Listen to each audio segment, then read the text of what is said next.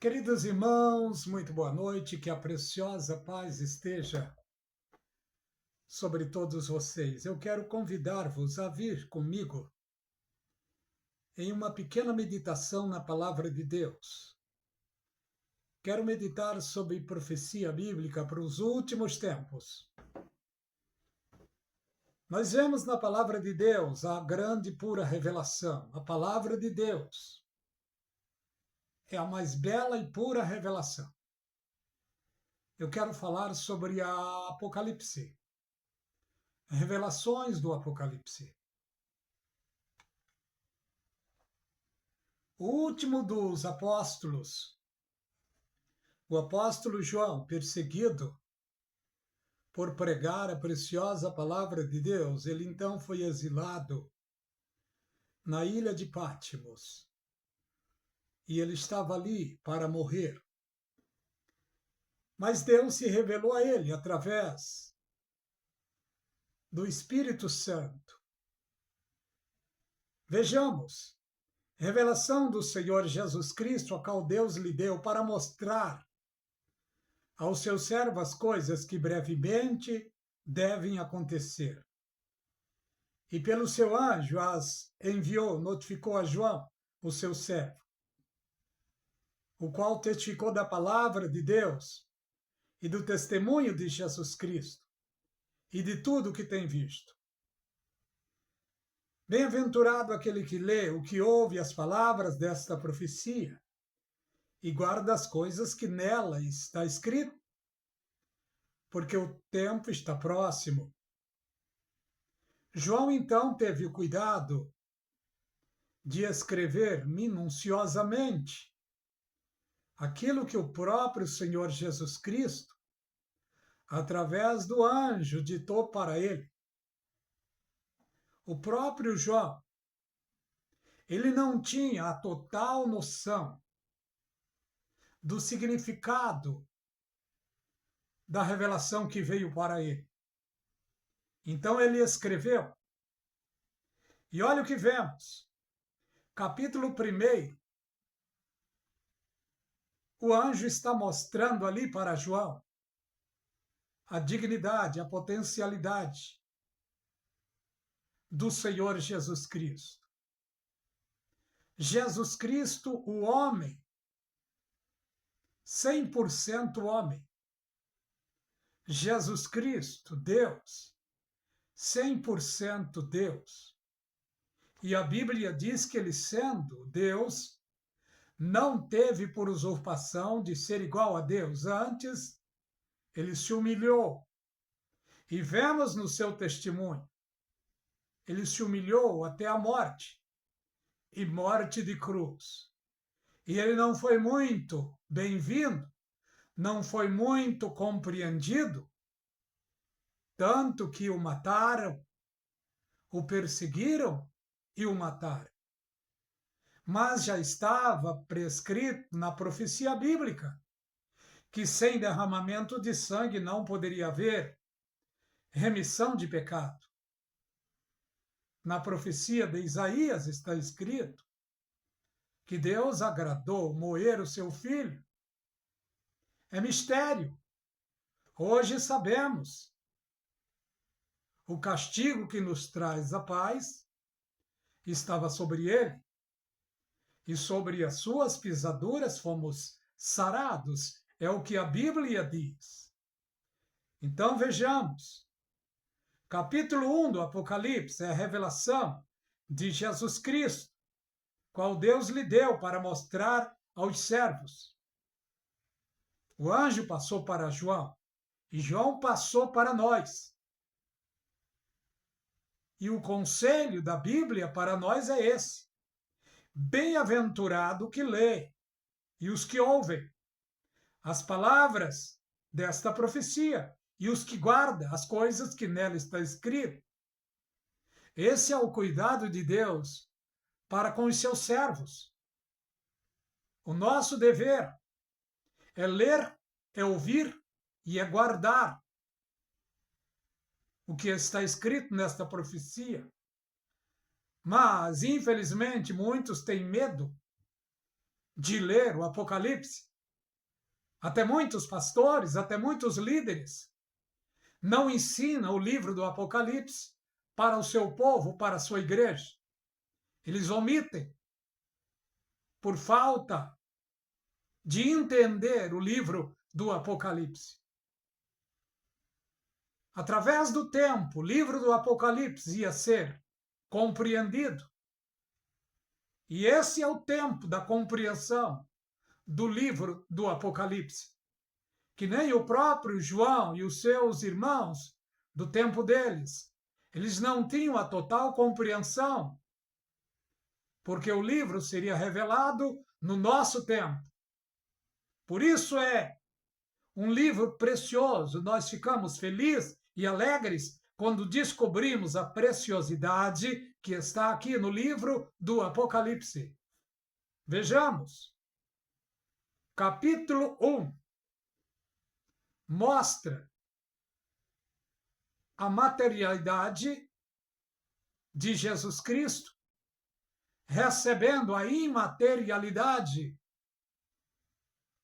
Mostra a capacidade, a dignidade, a potencialidade do Senhor Jesus Cristo. Capítulo 2 e 3 fala do tempo da igreja do Senhor Jesus Cristo, tempo das 7 igrejas da Ásia Menor e o tempo das igrejas ao longo do tempo. 7 tempos. Eu e você estamos no último tempo. Dentro do tempo e dentro da última igreja, que é a igreja de Laodiceia. Só que dentro da igreja de Laodiceia tem outra igreja, que é a igreja de Filadélfia. Laodiceia é a igreja que foi advertida e não se converteu. A igreja de Laodiceia passará pela grande tribulação, mas a igreja de Filadélfia não passará pela grande tribulação. Por isso é que hoje tem várias ramificações. Os pré-tribulacionistas, os mesos e os pós-tribulacionistas. Os pós-tribulacionistas afirmam que a igreja passará pela grande tribulação. Sim, ela vai passar, mas não a igreja fiel. A igreja fiel será livre da grande tribulação. Porque está escrito para a igreja fiel: como guardaste a palavra da minha paciência, também te guardarei da hora da tentação que há de vir sobre todo mundo. Está escrito para a igreja fiel, em Romanos 8, nenhuma condenação há para os que estão em Cristo Jesus, que não andam segundo a carne, mas segundo o Espírito. Porque a lei do Espírito de vida em Cristo nos livrou da lei do pecado e da morte. Portanto, a igreja não passará pela grande tribulação, a igreja fiel. E a Bíblia, ela não dá o nome da Assembleia Batista, Metodista ou qualquer outra. Não. A igreja fiel, ela é representada pelo nome Filadélfia. Agora, olha o que diz sobre a igreja infiel, sobre a igreja de Laodiceia. Olha o que diz. Apocalipse capítulo 3. Eu repreendo e castigo a todos quanto amo, se põe zeloso e arrepende-te. Eis que eu estou à porta e bato. Se alguém ouvir e abrir a porta, entrarei em sua casa e cearei com ele e ele comigo. É uma representação da igreja de Laodiceia, que no seu tempo colocou o Senhor Jesus por lado de fora. É o que está acontecendo com a igreja de hoje. Jesus Cristo está para o lado de fora. E olha a igreja de hoje. A igreja de hoje, a igreja de Laodiceia, dos nossos dias, elas se unem. Lagoinha, Maranata, Deus e Amor, Universal, Mundial, Plenitude, ICM, Manaim, Flor de Lis, Igreja de Deus, Assembleia de Deus Batista, Quadrangular, Bola de Neve e muitas outras. Todas estas igrejas são mornas hoje. Todas essas igrejas é um tipo da igreja de Laodiceia. A liderança dessas igrejas fez do nome dessas igrejas religiosidade. E a maioria dos crentes, não todos, a maioria, estão debaixo de dogmas de homens, de religiões de homens. O apóstolo Paulo disse para os seus, no seu tempo, irmãos, não tornei-vos a meter-vos debaixo do jugo da servidão. Mas ele convocou o povo a ser humildes e a ser santo. E ele se colocou como exemplo para o povo daquele tempo e para o povo desse tempo também. Olha o que o apóstolo Paulo diz. Sereis os meus imitadores, assim como eu sou de Cristo. Ele teve também a capacidade de dizer, irmãos, não vivo eu, mas Cristo vive em mim. E ele foi perseguido, não foi aceito em muitos lugares. No fim da sua vida, ele foi chicoteado. E ele chegou até a dizer aos irmãos, irmão, eu já estou sendo oferecido por sacrifício de libações. Eu acho que é isso. Mas ele disse, combati o bom combate, acabei a carreira e guardei a fé. Me resta receber a coroa.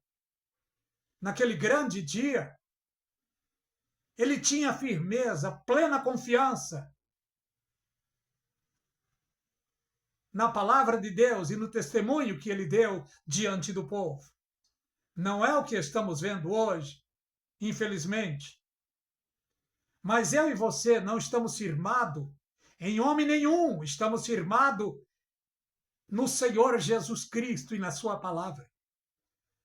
Olha o que vemos aqui. Ao que vencer, lhe concederei que se assente comigo no meu trono, assim como eu venci e me assentei com meu Pai no seu trono. Quem tem ouvidos, ouça o que o Espírito diz às igrejas. Isso ele disse para a liderança da igreja de Laodiceia. Dentro da igreja de Laodiceia tem outra igreja, que é a igreja Filadélfia, a igreja fiel. E para a igreja fiel a mensagem foi outra. Olha o que diz. Ao anjo da igreja que está em Filadélfia escreve, isto diz o que é santo, o que é verdadeiro, o que tem a chave de Davi, que abre e ninguém fecha, e fecha e ninguém abre. Eu sei as tuas obras. Eis que diante de ti pus uma porta aberta. Esta porta é a porta da graça. Jesus Cristo abriu. Com a sua ressurreição, a porta da graça se abriu. E olha o que diz aqui. Eu sei as tuas obras, e diante de ti pus uma porta aberta, e ninguém pode fechar. Ninguém. Ninguém na terra tem a capacidade de fechar a graça, a porta da graça, para ninguém. A porta da graça será fechada. No momento que Jesus arrebatar a sua igreja, a porta da graça será fechada. Esse é um grande mistério. Não é que a graça vai se acabar, não, mas a porta dela vai ser fechada. E ele disse mais.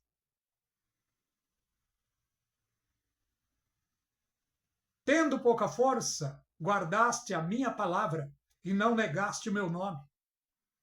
Eis que eu farei aos das sinagogas de Satanás, que se dizem judeus e não são, mas mentem, Eis que eu farei que venham e prostrem e adorem prostrados aos teus pés e saibam que eu te amo. Eles não vão adorar a igreja, não. Eles vão adorar ao Senhor da igreja. Como? Assim que o arrebatamento acontecer, muitos irão se prostrar aqui na terra e vão dizer: ah, aquele que pregava o evangelho puro e santo, aqueles que me davam conselho, aqueles que pregavam a pureza do evangelho, não estão. Ficamos. Aí os olhos vão se abrir. Aí será tarde. O tratamento do Velho Testamento voltará para o tempo da grande tribulação e será terrível. Alguns alcançarão misericórdia, mas esses alguns não são muitos, são poucos. Olha o que vejamos aqui. Olha o que vemos aqui agora. Eis que venho sem demora, guarda o que tens, para que ninguém tome a tua coroa. O dever meu e seu é guardar a fé, a nossa confiança. O meu e o seu dever é guardar a nossa confissão, porque somos tentados diariamente a fracassarmos, a tosquenejarmos, a negarmos ao Senhor Jesus Cristo. Devemos pedir graça e misericórdia para que possamos mantermos de pé diante de Deus, em meio a uma geração mau e perversa, porque os dias são maus, os dias são de trevas. No tempo em que estamos vivendo, que está imperando no meio religioso, é os falsos profetas, as profetisas, que estão crescendo diariamente. E estão aí de vento em polpas, nas mídias sociais. E note uma coisa, as suas lives, as suas mensagens, é as que mais têm visualizações. Aqueles que pregam a pureza da palavra de Deus, poucas são as visualizações. Porque o povo prefere ouvir a mentira do que a verdade. Mas o tempo está chegando ao fim. Note uma coisa, primeiro capítulo do Apocalipse é a apresentação da dignidade, qualidade, potencialidade da pessoa preciosa do Senhor Jesus. Capítulo 1 e 2 é o tempo da igreja na terra. Aquelas 7 igrejas da Ásia Menor não existe mais. As perseguições vieram e elas desapareceram. Mas o remanescente sempre ficou de pé diante de Deus. Porque Jesus Cristo disse: edificarei a minha igreja e as portas do inferno não prevalecerá sobre a minha igreja. Mas o tempo está para se repetir.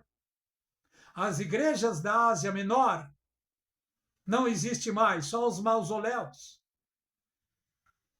E a onda de incredulidade está hoje nos nossos dias. A onda de apostasia cada vez aumenta mais. Infelizmente, os escândalos que têm vindo à tona têm abalado as estruturas da chamada Igreja de Cristo. Muitos têm parado, se desviado. Muitos estão em cima dos muros, no tocante à fé. Mas uma minoria se mantém de pé, sóbrio e vigilante diante de Deus ainda. Note uma coisa. Capítulo 2 e 3 é o tempo da igreja. Capítulo 4 é a representação do arrebatamento da igreja. quando João estava ali e ele ouviu um alarido, e a trombeta de Deus soou em voz, dizendo: João, sobe cá. Imediatamente ele foi arrebatado. Não pelo seu merecimento, não pelos seus méritos. O Espírito de Deus que estava sobre ele levou ele para a glória.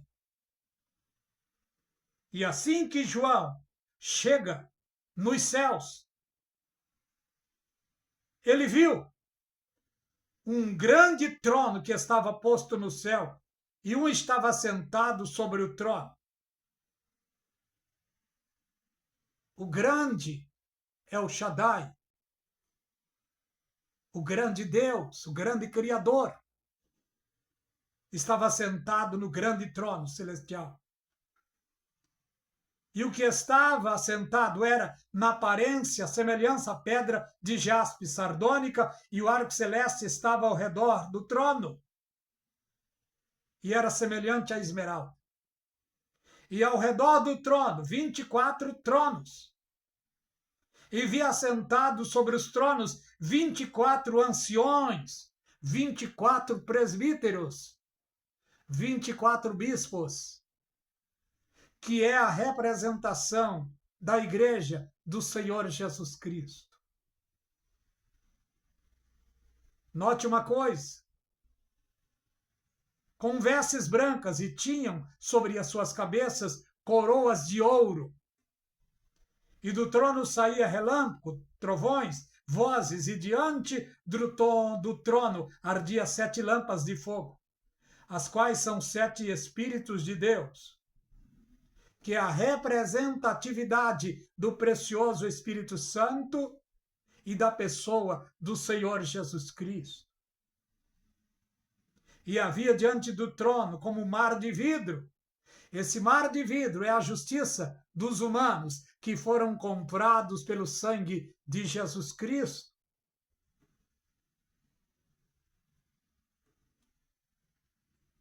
Semelhante ao cristal, e no meio do trono e ao redor do trono, 4 animais cheios de olhos, por diante e por trás, por diante e por trás. Esses 4 animais, 4 serafins, é uma representação do Evangelho do Senhor Jesus. Mateus, Marcos, Lucas e João. E é uma representação também da pessoa do Senhor Jesus Cristo, humanamente e espiritualmente. A sua humildade e a sua potencialidade. Rosto de homem, rosto de cordeiro, rosto de leão e rosto de águia. Jesus, o homem perfeito, o homem Deus. Jesus, o Cordeiro de Deus, que tira o pecado do mundo. Jesus, representado pela águia, que fala sobre a divindade dele. Jesus, representado pelo leão. Não chegou ainda esta representação. Chegará a representação do Senhor Jesus como leão quando ele vir em sua segunda vinda. Mas vejamos o seguinte aqui em sequência.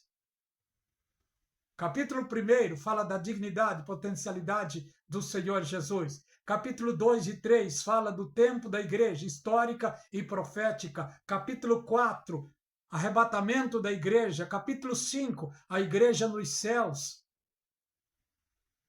Capítulo 6 é o começo da grande tribulação. O cavalo branco. A apresentação do anticristo na terra. E uma sequência de juízos que o mundo Israel vai passar. A igreja não vai passar. Porque sobre a igreja está escrito no livro de Romanos 8, nenhuma condenação há para os que estão em Cristo Jesus. E quem é os que estão em Cristo Jesus? É a sua igreja. é os que fazem parte como noiva de Cristo, é os que fazem parte como corpo de Cristo na terra. Esses não passarão pelos 21 tipos de juízos que virá. E olha o que vemos aqui. No capítulo 6, vai desencadear os juízos sobre a terra. Primeiro, 4 cavalos. Cavalo branco, um símbolo de paz, falsa paz. Cavalo vermelho, a guerra vai chegar. O começo da Terceira Guerra Mundial. Cavalo preto, fala sobre a fome que o mundo vai passar.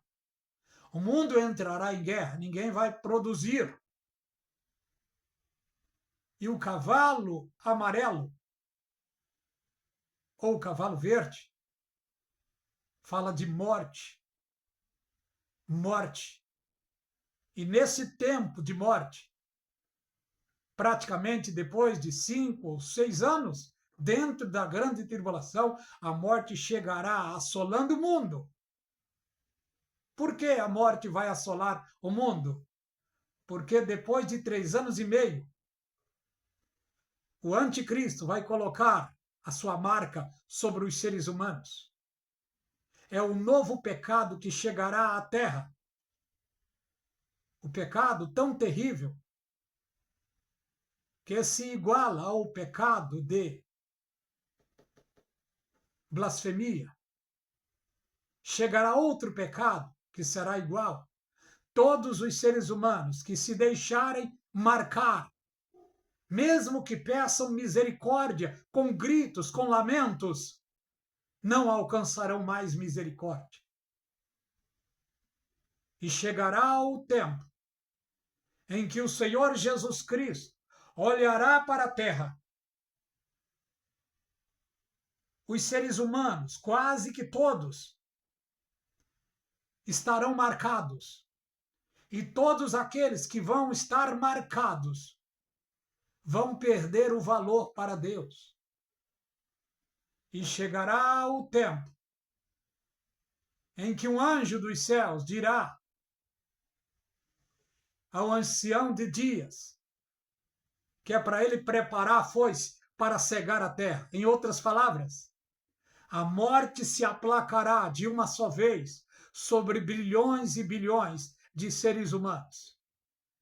Em especial, os bilhões que estarão marcados com a marca da besta. Serão colhidos como uvas amargas e serão levados pelos anjos para o grande lagar da ira, que é a planície do vale de Meguido, do vale de Josafá, que se chama, em outras palavras, Armagedon. Ali será o lagar da ira de Deus. E Jesus Cristo então virá em sua segunda vinda. Eu não quero estar aqui em sua segunda vinda. E você também não queira estar aqui na sua segunda vinda. Porque a Bíblia diz na profecia: ai dos que aguardam o dia do Senhor. O dia do Senhor será dia de trevas, de densas trevas. Nós, igrejas de Cristo, não estamos aguardando a segunda vinda, parousia, não. Estamos aguardando arpazo, arrebatamento. Guarde isso no seu coração. Eu vou encerrar aqui para o vídeo não ficar muito longo. Que a graça e a paz seja abundante sobre todos vocês. Dê seu like. Se inscreva no canal A Voz do Atalaia. Que Deus os abençoe.